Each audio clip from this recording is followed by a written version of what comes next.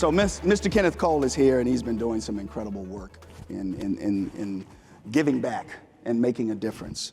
So as we get started, I think the first thing is it's really to say thank you, Kenneth, and all of you all have received this canvas bag, and I want to show this to you because this is from Kenneth Cole.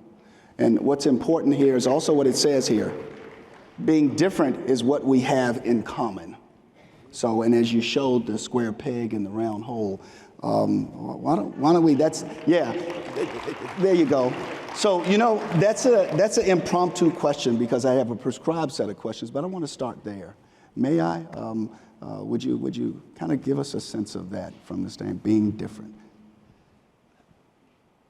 In my business, I'm in the branding business, I guess. So, and you know, we focus so often on the starting point often is what do we have what are our differences, and ultimately how do we converge? How do we bring it all together? How does it all work together? How does it look good in the same closet? So I think that is a reality. We often our differences often divide us, but there's no reason they shouldn't unite us. And because I think physiologically they were 98-point-something% the same, and there's that little bit that often is what creates all this divide, and in our lives, and unnecessarily. Thank you. So, Kenneth, as we start, you know, we just went through COVID. And you created the Mental Health Coalition. Why did you create the Mental Health Coalition? And you know, I had spent a lot of years working in HIV, and I mean, a crazy amount of years. And I sat back, had taken a deep breath, and my daughter actually was working with us, and she had started an initiative in our company with this organization called NAMI. On workplace anti-stigma in the workplace, I think it was called, and it was remarkable. And everybody embraced it. Everybody felt good about it. And I was looking at it statistically, kind of from an analytical lens. And 1 in 200 people were still living with HIV, a pandemic that was up until that point far worse than anything we had ever experienced in our lives. But then WHO says 1 in 4, 1 in 5 are living with mental health conditions. Yeah. So, and I quickly came to realize it's 4 and 4, 5 and 5. It's everybody, because if it isn't you, it's somebody you love, somebody in the family, in the community, the workplace. But everybody wanted to talk about it, or understood it, or embraced it, or was moved by it, and which I had never experienced, because to talk to people about HIV was an effort sometimes to bring people to the table, but it wasn't here, and this is something that people emotionally felt so moved by. And then, but yet, and apparently 2/3 of those people live in the proverbial shadows because of stigma. Stigma, I believe, by the way, killed more people. More people died of AIDS from the stigma than from the virus itself, and because of their inability and their reluctance to make public their circumstances, get treatment, and access resources. And then it becomes so much clearer, and partially because of my conversations with NAMI early on, that this was, as bad as it was then, it's even worse now, and so much more pervasive.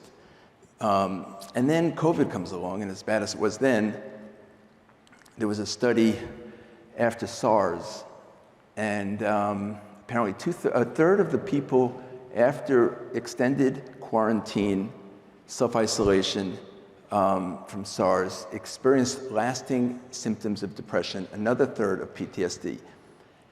And the quarantine and the isolation was nowhere near as pervasive, as extensive for SARS as it was for COVID. So one can only imagine how profound the implications were.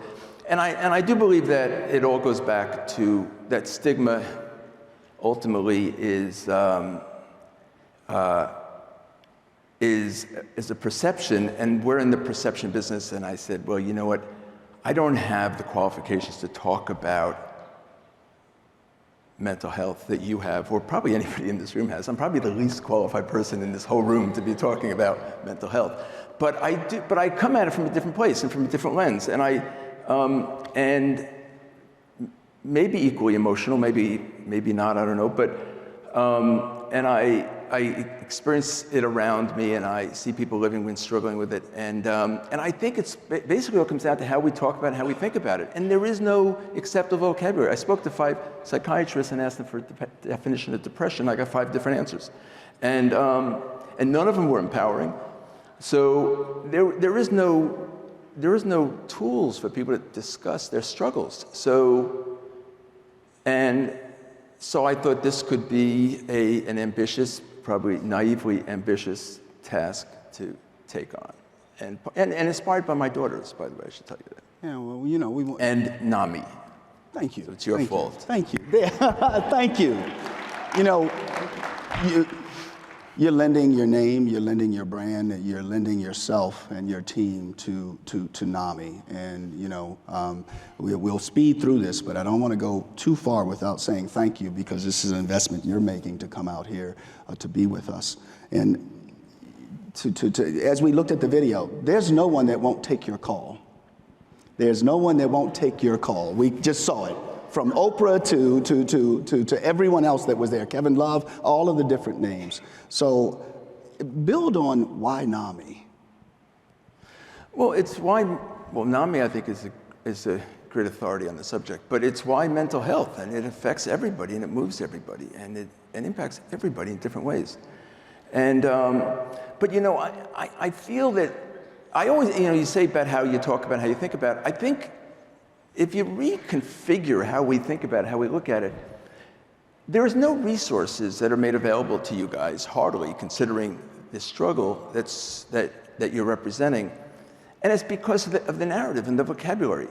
And I think if you sit back and you take, and you say, and you look at the emotional, compassionate case for mental health, and then you look at the business case for it, the compassionate case loses every time. It'll lose 9 out of 10 times. There is an empathy quotient, and we're all exhausted, and we're busy feeling bad for all these aspects of our lives, all these people around us. We hear about mental health connected to all these adverse circumstances, and we see homeless in the streets, and we see people dying from gun violence, and there's all these other circumstances, and it's very hard to emotionally bring yourself to action, I think, when you talk about compassion. When you make the business case for it, it's so compelling. It wins every time. And it's the difference between an investment and an expense. In business, nobody has extra money for an additional expense. Everybody has money for an investment. Every CEO's job is to invest with an appropriate return on that investment. So, and if you can articulate that return, and I believe, by the way, that in the workplace, if you say to an employer, you are losing in retention and recruitment and productivity, left, right, and forward, because you're not making the appropriate investments, you have their attention. And because their job is to realize a return on their limited assets. So, and if you can show them how you can create that return, it becomes a little less emotional, but so much more valuable. And it's not just in the workplace; it's also in the State House and in Washington. And you make the investment. It's staggering. And the statistics, maybe we can get into them later if you want to. But and they're overwhelming, and they're incredibly compelling. So. But it's how you look at it all the way down. And I think part of it is changing the narrative and changing how we talk about it, how we relate to people. And so I should probably let you... No, that's okay. You know, what you're framing is it's not a cost, it's an ROI. And if we look at it as an ROI and we get into the quantitative and the qualitative, we can really understand. So what Kenneth has just spoken about, and I'm going to share a few statistics with you in terms of workplace mental health statistics. Productivity. Lost productivity as a result of 2 of the most common mental health disorders. Anxiety and depression cost the global economy trillion each year, and that's from the World Health Organization. That's fact. Presenteeism and absenteeism. The cost of presenteeism to businesses was over 10 times higher than absenteeism. Absent workers cost employers around the U.S. $150 billion a year. But those who came to work but were not fully productive cost $1.5 billion per year. ROI on treatment: for every $1 invested in scaled up treatment for depression and anxiety, there is a $4 return in better health and productivity. I make the case as much more than that, by the way, but you can keep going. That's all right. And the economic burden of major depressive disorder among U.S. adults was estimated to be $236 billion in 2018, an increase of more than 35% since 2010. I believe it's much more than that as well, but keep going. And I'm going to stop there, because I think as I keep with these metrics, Kenneth is going to say it's higher, it's higher, it's higher, and I think he's right.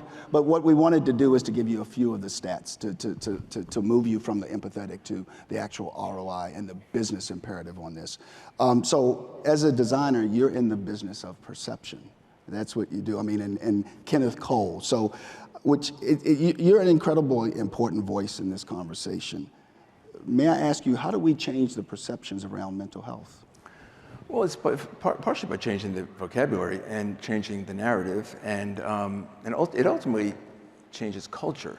And it's ambitious and it's hard to do, but you start the conversation, and ultimately it takes hold. And I do believe it. By the way, I was looking up recently, and I found it fascinating. 6.8 million people died from COVID over, I think, a 2 or 3 year period of time. And 40 million people died from AIDS over about a 30-year period of time. In the peak year, I think it was 2.7 million people died. And there's a huge amount of people still living with it, but relatively healthy lives today to a large degree. The case, they say 8 million people die every year from mental health-related disorders. And that's a staggering number. And the cost, and that is 14.x% of the global population. Yeah.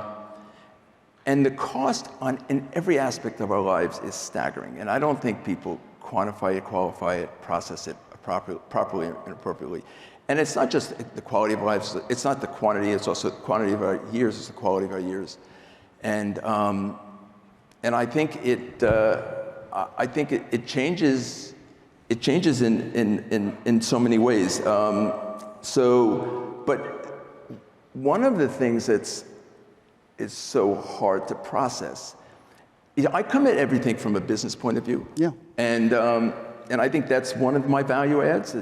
Again, I'm not a public health, mental health psychiatrist, whatever, that the skills that so many people bring to this that are so valuable. But I'm good at aggregating people who have those skills, so that's been a helpful tool. But when you look at, and you say, ultimately, what does success look like? What do we have to accomplish? And what are the steps to success? And how do we know if we're making progress along the way? So I typically come at almost everything from that lens. And to begin with, it's not just there's no vocabulary to speak about mental health. There's no functional vocabulary. And we're working with Mark Breckett up at Yale, who has this visual vocabulary, which I'm a big believer in, because and it's non-stigmatized, and it's global, it's universal, and it's accessible. And there's other tools in that regard. But there's no way to diagnose mental health emphatically, no reliable, specific diagnostic mechanisms. There's not a there are no thermometers, there's no CAT scans or X-rays or blood tests where you know definitively how one's doing, and then you can assess how they're doing today versus yesterday, and are we making progress? And absent of resources applied there, I don't know how we ultimately accomplish what we need to, and it has to come at, we have to figure out how to come at it from both directions. And we need biomarkers. So And we know mental health is a real disease and it's a real struggle, and we all know it. So why there aren't appropriate resources, allocation of resources, and until there are, I don't know that we'll ever make the real progress that we're going to need to make. Yeah, thank you for that. Looking at the other elements of this from the standpoint of where we are in 2023, how can we reach vulnerable communities and especially young people during this time, Kenneth? And what role should and could technology be playing to help people? And what has the Mental Health Coalition been doing in the tech space?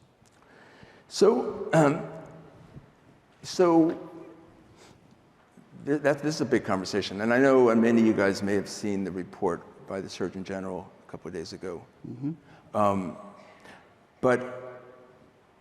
That aside for a minute, I think that the tech world are a bunch of really impressive business people. And they set out and tasked with building community. I mean, if you look at the mission statement, because I was looking at it recently, of Meta, and it's basically to empower people to build communities globally, something to that effect. Mm-hmm. And you look at the mission statement of TikTok, and it's to create, bring joy into, create creativity and joy into people's lives. But no one talks about health and well-being. None of them are qualified. They're less qualified than I am. And that's not what they're tasked at. That's not what their stakeholders are holding them to. Right. That's not how they get bonused. That's not what their specific analytical mandate is on an ongoing basis. So, we're holding them to a standard that's arguably unfair, but we need to join forces. And yes, what they're doing, there is and has been some unfortunate consequences, unintended consequences. They know it. They don't know how to fix it. They want desperately to fix it without compromising their business model. So how do you basically address the fact, yes, it is a part of the problem, but how do you empower that process to be part of the solution? And so how does everybody come together? So that's what we're trying to do with the coalition, to kind of work with tech and work with these extraordinary organizations. Some of our partners are here today from Crisis Text Line and JED Foundation and a few others. Mm-hmm. So how do we create synergy and scale amongst our organizations so everybody can have more leverage, accomplish more with what they have, and at the same time empower those platforms that so effectively connect the world seamlessly and have unfortunately caused a lot of the fallout has been what we're all watching and experiencing every day. And during COVID, kids are alive today because they had access to those social platforms. That was their only connection to the world. And otherwise they would have been isolated far beyond any reasonable way. And but at the end of the day, so how do we empower that platform? How do we create standards and hold them to those standards? Mm-hmm. Mm-hmm. that responsible, understanding their business model, and at the same time, the needs, the mental health, and the collective well-being of everybody. And it's critical we do it and everybody wants it to happen. And I do think there is a commonality there as well. And we can all work together on this. And we're trying to do that at the coalition. And hopefully we're going to make some announcements soon about that. That's wonderful. And that mental health coalition, coming from business and lending your skills, talents, and all of your experiences into this space, how have you seen collaboration as you have built the coalition versus competition and conflict? People love it, and it's just never been available. We typically, even in the business world, we build our businesses somewhat siloed, and because you don't know who's friend or foe, and mm-hmm. And everything is so transactional and so fragile, and what's fashioned to you may not be to me, and what's fashioned today may not be tomorrow, and so it's all interpretive. So you don't, it's not natural for everybody to want to come together and collaborate, but there's so much value. You can create so much scale here. There's so many of our partners who have never sat at the table together, and there's 1 + 1 equals so much more than 2 if you get people to work together. There's an adage that I use a lot, which I like, which is, it's an African proverb, which says, alone I can go fast, but together we can go far. I use the same one. And it's wonderful. As we continue this conversation, you don't have to do this. You've chosen to do this. What does the future look like to you as you continue to do this? At any time, you could say, you know what, I'm going to roll up shop and just do my brand work. And we're all excited. I mean, you know, we see the Kenneth Cole brand and we want to go and buy it. What will keep you continuing on this path and this journey, Kenneth? You know, look, what I'm trying to do is so crazily ambitious and naive, and I'm not really doing any of the work. I mean, there's so many great partners. Dr. Dan sitting at our table, he's a big partner of ours on a lot of projects. And everybody who's committed so much of their life to making a profound difference in people's lives.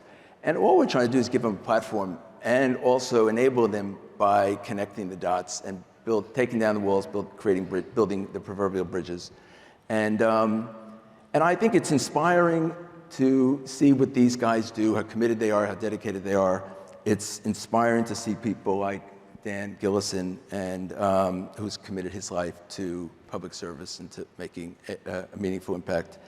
And communities like this who gave up their Memorial Day weekend.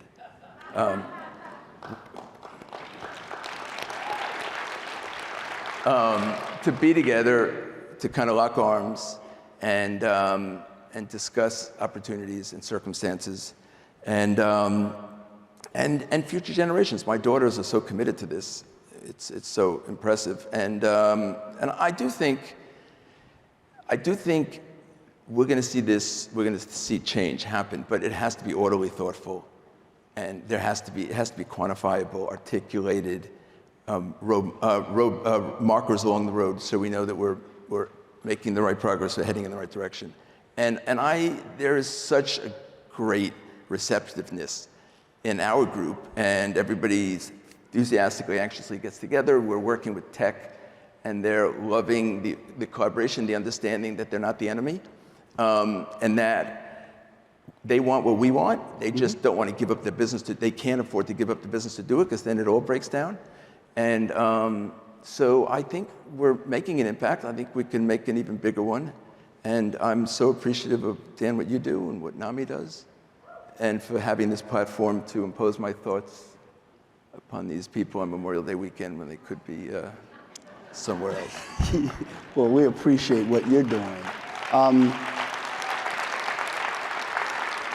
You've invited us to a few of your events, and we've noticed that you have just an incredible cross-section of society at your events, quite a few young people. And as we look to engage young people, do you have any thoughts for us on how we do that? You have to, well, they say you meet people where they are. So what language are they speaking? How are they speaking it? To whom are they speaking it? And just understanding, you know, and I was moved by the presentation earlier in the program, and by the Native Americans. And, you know, we're not moving it, it's moving us, or we're part of it, and we're one. And at the end of the day, either we all win or no one wins. It's not a zero-sum game. So how do we, you know, listen? And how do we give them voice and give them a platform? And they're wiser and more insightful than we can imagine. And but we know that, but it's harder sometimes to institutionalize those sorts of things.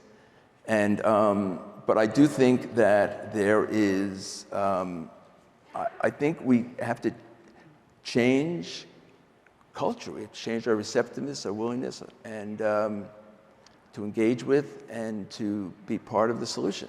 So, and it requires thinking differently. Yeah, it does. It's not like it was before.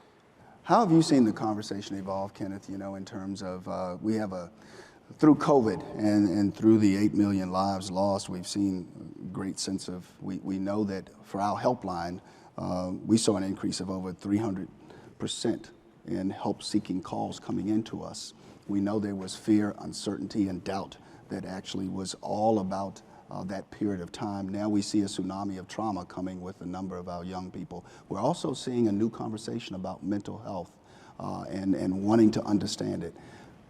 What can we do in this coalition and in collaborating to actually accelerate this and amplify what's needed? Because as you heard the Lieutenant Governor say, if there was a system, we would fund it, if you would. So what's your vision and what's your hope?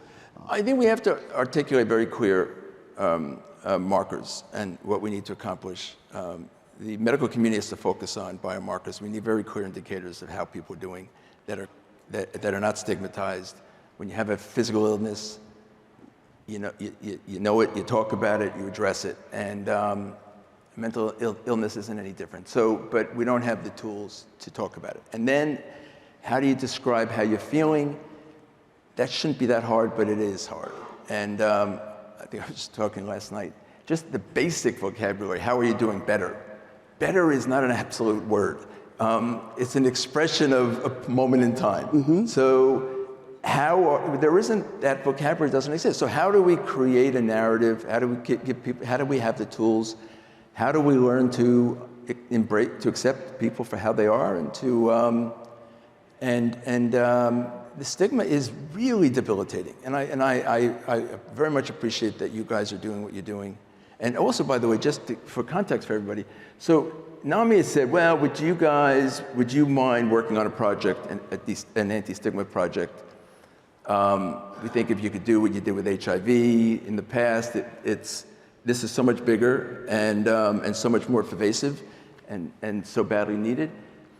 And I had said to the NAMI team, I said, but this is so much bigger than NAMI. This is not something, even if we were to take this on, this has to be kind of it's a big rebrand. It's the whole, everybody's got to lock arms. And are you okay if we reach out to everybody else? And NAMI said, go for it. So we reached out to we thought the most important, influential, and diverse service providers of mental health related issues.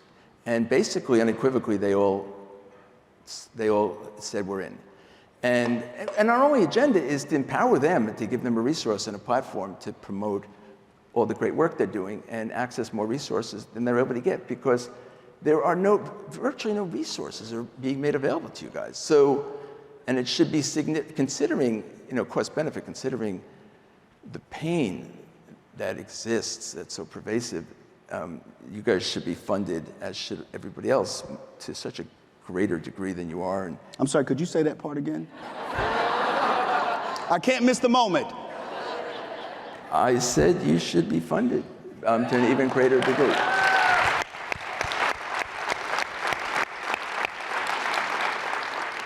And you need the narrative. You need to talk about it. You need to present it properly. We all do. It's not just NAMI. It's an investment. It's not an expense. I don't want you to give me money. I want you to invest in your future, in your children's future, in the next generation, and make everything more, pave the road that we're all about to embark upon. And it's critical we do it. So, and you're doing it not for me. You're doing it for yourself, and you're doing it for your kids and for the next generation.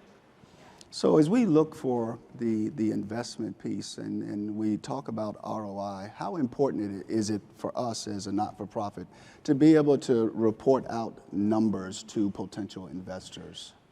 Look, I think that this is all business. Whether you want to accept that or not, it's business. So so your expenses, you have income and then you have expenses. So, and how do they connect to each other? How does the income generate incremental expenses? And you need to figure out how to show it. So, and to the degree you can show it, you're going to have all the money you can handle, mm-hmm. because, and to the degree you can show tangible, reliable, predictable impact. I was going to tell you this. We did a study / campaign with Meta about 6 months ago on it was a campaign it was a study, but we guised it as, we set it up, structured as a campaign to talk to people about awareness of mental illness, mental health related issues. They gave us $300,000, they donated, and we worked on a creative execution that reached 19 million people. In and of itself unprecedented. For every dollar, we reached 68 people.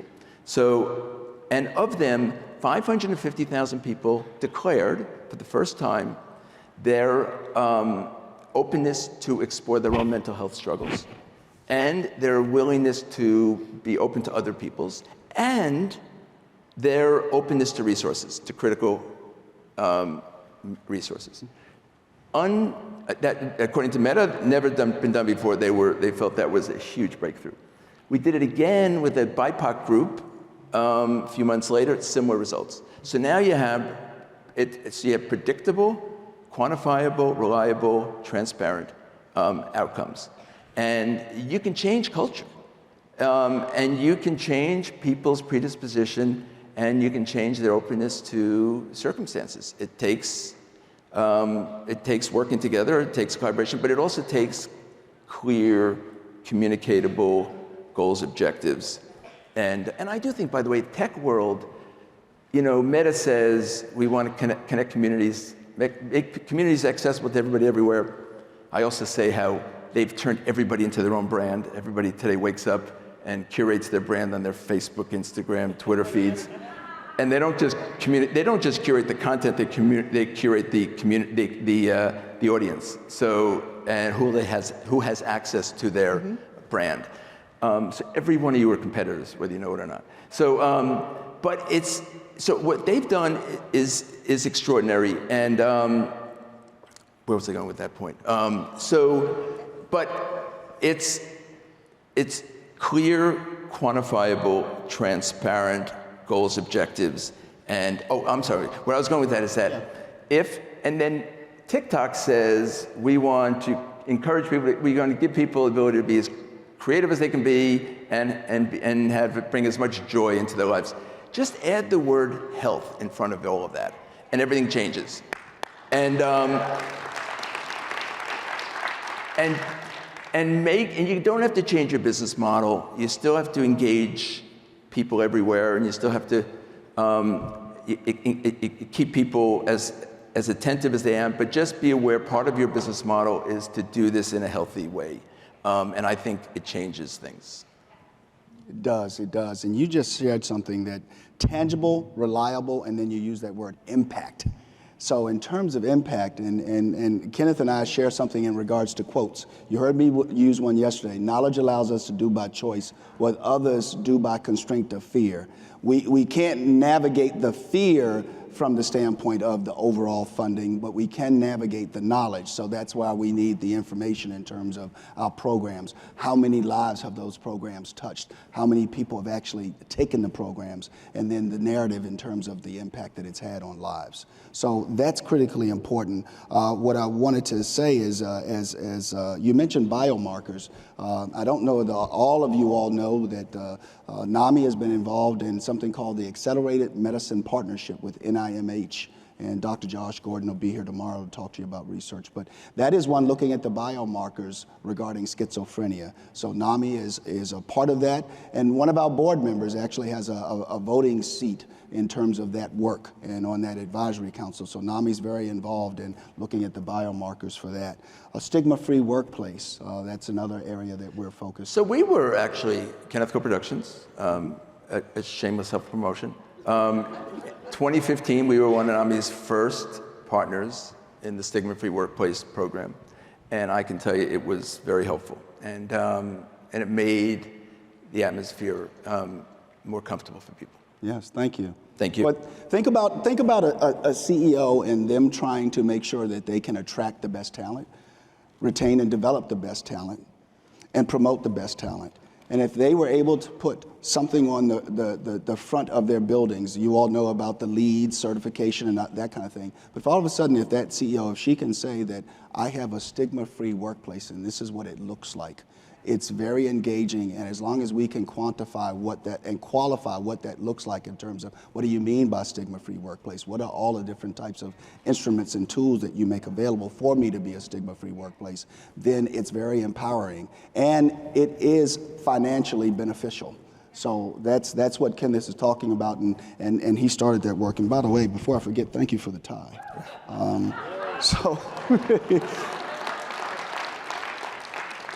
You know, we know that we've seen a tremendous increase in from our HelpLine and using those resources. I know you've seen a tremendous increase. We have a podcast called Hope Starts With Us. And in that podcast, we always end with our guests with asking them the question, what gives them hope? Kenneth, what gives you hope for the future in this work that we're doing? It's leaders like yourself. It's the great work that NAMI's doing, and that Crisis Text Line and JED and all these organizations that have such dedicated, committed resources that are focused on impact and improving their specific communities, and it's the next generation. I think we can make a difference. I believe personally that I said recently that it's great to be known for your shoes, but it's better to be known for your soul. So that's a bad pun, but also, and in the while we're talking about bad puns, also as it's not just, it's more important than what you wear is that you be aware, and not just what you stand in, but what you stand for. So these are things that we talk about every day, and we contextualize our lives and what we do, and recognize that nobody needs anything that we sell. We have to make them feel good about wanting it, but realistic of the fact that they don't need it. But there are things they do need, and there are things that are very important in people's lives when they wake up in the morning, even more important than what they're going to wear. And I don't know, and people's emotional well-being probably is number one on the list. So I feel so, and that's something that I've committed myself to, and I'm proud to be with a room of people who've done the same. So thank you. So my closing comment to you is on behalf of all of your friends here, the NAMI family. You know, you and I are men of quotes, if you will, and also men of action. There's a quote from Andrew Carnegie that says, "The older I get, the less I listen to what people say, I watch what they do." So we're watching what you do, and you didn't have to be with us right before Memorial Day, just like you said about everyone here. So you're a doer, and we're so appreciative for you investing your time and being here with us. So, we just want to say thank you, and we're excited to be a part of the Mental Health Coalition and doing this work with you. Thank you very much. Thank you. Thank you, everyone.